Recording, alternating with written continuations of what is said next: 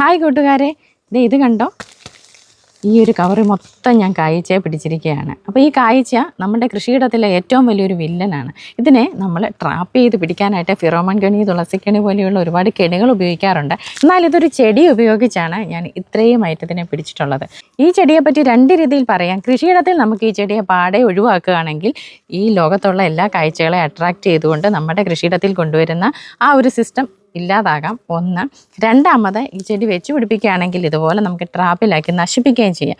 ഏത് വേണമെന്ന് നിങ്ങൾ തന്നെ ചോയ്സ് ചെയ്തോളൂ. കാരണം ഇതിനെപ്പറ്റി ഞാൻ ഒബ്സർവ് ചെയ്ത് മനസ്സിലാക്കിയ കാര്യമാണ്. ഇതിനെപ്പറ്റി നിങ്ങൾക്ക് എന്നേക്കാൾ കൂടുതൽ അറിയായിരിക്കും. അപ്പോൾ അതിനെപ്പറ്റി കൂടുതൽ അറിയാവുന്നവർ കമൻറ്റ് ഇടുക.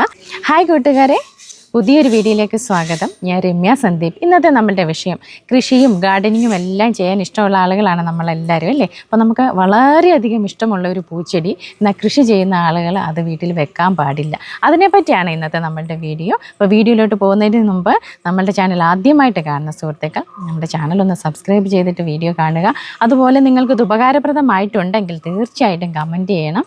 നിങ്ങൾ മറ്റു സുഹൃത്തുക്കൾക്കൊക്കെ ഒന്ന് ഷെയർ ചെയ്ത് കൊടുക്കാനും മറക്കരുത്. നമ്മളിന്ന് കാണിക്കാൻ പോകുന്ന ചെടി എല്ലാവർക്കും വളരെയധികം ഇഷ്ടമുള്ളതും ഇൻഡോറായിട്ടും ഔട്ട്ഡോറായിട്ടും ഒക്കെ നമ്മൾ വെക്കുന്നതുമായിട്ടുള്ളൊരു ചെടിയാണ്. അപ്പോൾ നമുക്ക് ഇനി വിഷയത്തിലോട്ട് പോകാം. അപ്പോൾ മറ്റൊന്നുമല്ല, ആ ചെടി തന്നെ ഇതാണ്. പീസ് ലില്ലി എന്നറിയപ്പെടുന്ന ഈ ചെടി നമ്മൾ ഇൻഡോറായിട്ടും ഔട്ട്ഡോറായിട്ടും ഒക്കെ വെക്കുന്നത് കണ്ടോ. ഇതിൽ പൂ വന്നപ്പോഴത്തേനും നിറച്ച് കായ്ച്ച വന്നിരിക്കുന്നത് കണ്ടോ. ഇതാണ് നമ്മുടെ ഇന്നത്തെ കണ്ടൻറ്റ്. അപ്പോൾ ഈ കായ്ച്ച നമ്മുടെ കൃഷിയിലെ കായ്കളെല്ലാം നശിപ്പിച്ച് നമ്മുടെ കൃഷി നല്ല രീതിയിൽ മുന്നോട്ട് പോകാനായിട്ട് തടസ്സമുള്ള ഏറ്റവും പ്രധാനപ്പെട്ട ഒരു വില്ലനാണ്, അല്ലേ? അപ്പം ഈ ചെടി അട്രാക്റ്റ് ചെയ്യും. അപ്പോൾ ഇതിൻ്റെ പൂവിലൊക്കെ ഉള്ള ഒരു മണമാണോ അതിൻ്റെ ആ എന്ത് ഐറ്റമാണെന്ന് എനിക്ക് അറിഞ്ഞുകൂടാ. അത് സയൻറ്റിഫിക്കലി ഒന്നും എനിക്ക് അറിഞ്ഞുകൂടാ. പക്ഷേ ഇത് ഞാൻ കണ്ടു വന്നിട്ട് മനസ്സിലാക്കിയിട്ടുള്ള ഒരു കാര്യമാണ്. അപ്പോൾ ഇത് ലോകത്തുള്ള എല്ലാ കാഴ്ചകളെ ഇത് അട്രാക്റ്റ് ചെയ്ത് ഈ പൂവിൽ വന്നിരിക്കുന്നതായിട്ട് കണ്ടു. ഇപ്പോഴത്തെ അതിൻ്റെ ഒരു അവസ്ഥ കണ്ടോ. കഴിഞ്ഞ കുറച്ച് ദിവസമായിട്ടെല്ലാം ഇതിവിടെ ഉണ്ടായിരുന്നു. നമ്മളുടെ കൃഷിയിടം അപ്പുറത്തെ സൈഡിലും നമ്മൾ പൂച്ചെടികൾ വെച്ചിരിക്കുന്ന ഇപ്പുറത്തെ സൈഡിലുമാണ്. ഇപ്പോൾ രണ്ടും നല്ല ഡിസ്റ്റൻസ് ഉണ്ട്. അതുകൊണ്ട് അതിൻ്റെ അടുത്ത് ഞാനിത് കൊണ്ടുവെക്കാൻ ഉദ്ദേശിക്കുന്നേ ഇല്ല. കായ്ച്ചകളെ എല്ലാം അട്രാക്റ്റ് ചെയ്ത് കെണിയിൽ വീഴ്ത്തുന്നതിന് നമ്മൾ ഫിറോമൺ കെണി, തുളസിക്കണിയൊക്കെ ഉപയോഗിക്കാറുണ്ട്. അതിൻ്റെ പ്രധാന ഉദ്ദേശം തന്നെ അട്രാക്റ്റ് ചെയ്ത് അതിനെ ട്രാപ്പിലാക്കുക എന്നുള്ളതാണ്. എന്നാൽ അങ്ങനെ ഒരു ഗുണം ഇതിനുണ്ട്. അട്രാക്റ്റ് ചെയ്ത് ഇതിനെ നമുക്ക് ട്രാപ്പിലാക്കാൻ കഴിയുകയാണെങ്കിൽ നമുക്കിതൊരു കെണിയായിട്ട് ഉപയോഗിക്കാം. ഞാൻ തന്നെ ഇപ്പോൾ ഒരു പ്ലാസ്റ്റിക് കവർ എടുത്തിട്ടുണ്ട്. നിങ്ങളെ കാണിക്കാൻ വേണ്ടിയിട്ടാണ് ഈ ട്രാൻസ്പെറൻ്റ് ആയിട്ടുള്ളത് എടുത്തത്. ഞാനിത് അതിനകത്തോട്ട് ഇടുകയാണ്. കണ്ടോ, കായ്ച്ച മൊത്തം ഇതിനകത്തായിട്ടുണ്ട്.